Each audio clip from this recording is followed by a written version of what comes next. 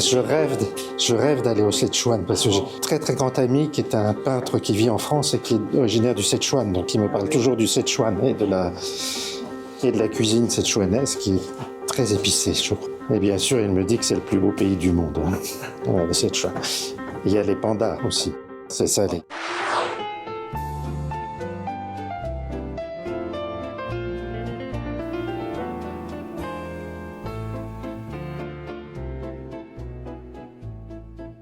Bonjour, je suis Gérard Audinet, directeur de la maison de Victor Hugo à Paris, ici à Guernesey, parce que j'ai peut-être deux maisons.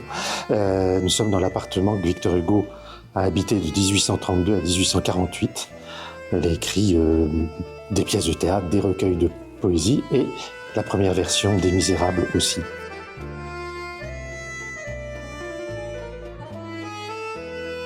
Cet appartement est devenu un musée en 1902 pour le centenaire de la naissance de Victor Hugo.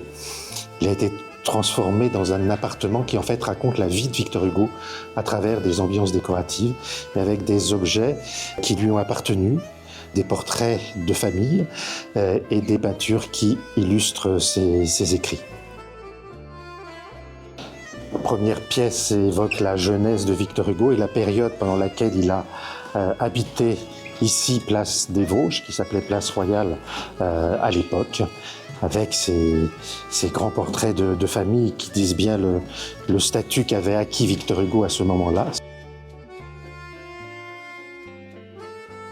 Victor Hugo n'a pas seulement été un grand écrivain, ça a été un homme politique humaniste engagé, qui tout au long de sa vie a pris parti toujours en faveur des hérités.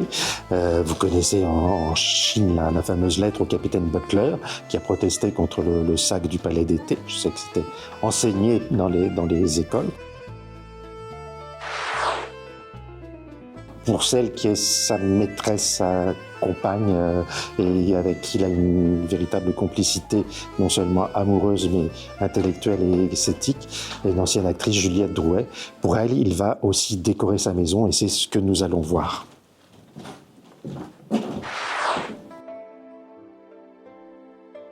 Alors nous sommes ici dans une pièce que l'on appelle, pour faire court, le salon chinois, parce qu'elle est décorée effectivement dans le goût chinois, mais elle est décorée par Victor Hugo lui-même.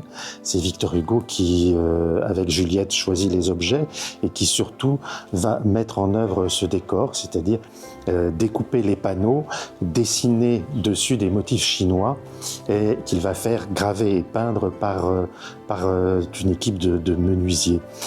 On voit qu'il s'inspire en fait de l'art chinois du lac, dont on a deux panneaux, c'est-à-dire du lac gravé et peint.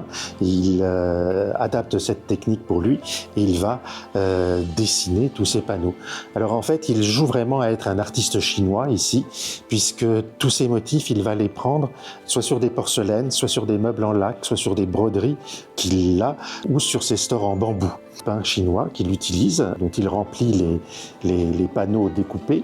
Il fait tout cela pour Juliette Drouet et elle aime ce qu'on appelait à l'époque la chinoiserie, c'est-à-dire l'art chinois qu'elle aimait collectionner à travers toutes ces porcelaines, ces céramiques. Et il y a tout un jeu de relations amoureuses entre Victor Hugo et Juliette Drouet.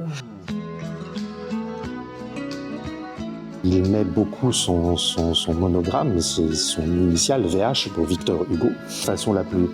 C'est une façon de dire à Juliette qu'ils partagent la même maison commune. Et ici, le panneau le plus amusant qu'il fait pour ce VH, c'est avec cet acrobate chinois qui est en équilibre sur une chaise et dont l'ombre portée ses jambes dessine un V et puis la chaise dessine le H. Donc on a le VH de Victor Hugo.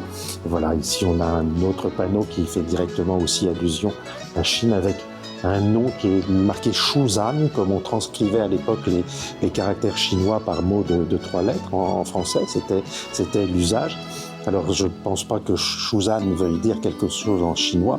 C'est une allusion à Suzanne, qui est un prénom français, qui était le prénom de la cuisinière de Juliette Drouet. Et donc c'est en fait Victor Hugo lui-même qui se représente ici comme lettré, se régalant de la cuisine de Suzanne. On voit donc Victor Hugo s'amuse avec beaucoup d'humour à manier tous ces signes ces images chinoises qu'il met vraiment en scène dans un espace total, puisque Victor Hugo, quand il est décorateur, décore absolument tout. C'était non seulement les murs, mais aussi le sol et le plafond, parce qu'en fait, au plafond, on retrouve aussi des panneaux découpés et des stores en bambou chinois. Victor Hugo a copié des motifs chinois. Alors, l'art décoratif chinois a toujours été à la mode en France, surtout depuis le XVIIIe siècle.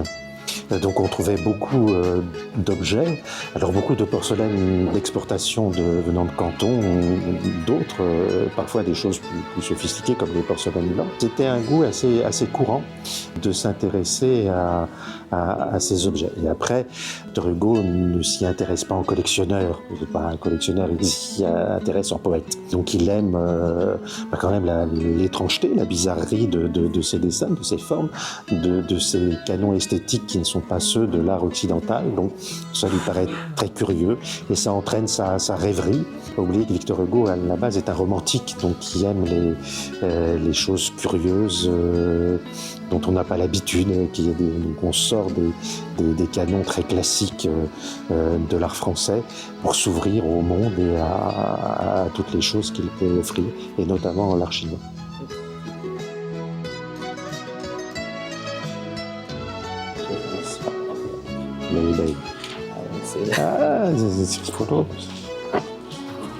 C'est aussi une ville de pandas, très joli panda, avec plein de pandas, plein de téléspectateurs, en particulier du Sichuan, qui est une région que je rêve de visiter.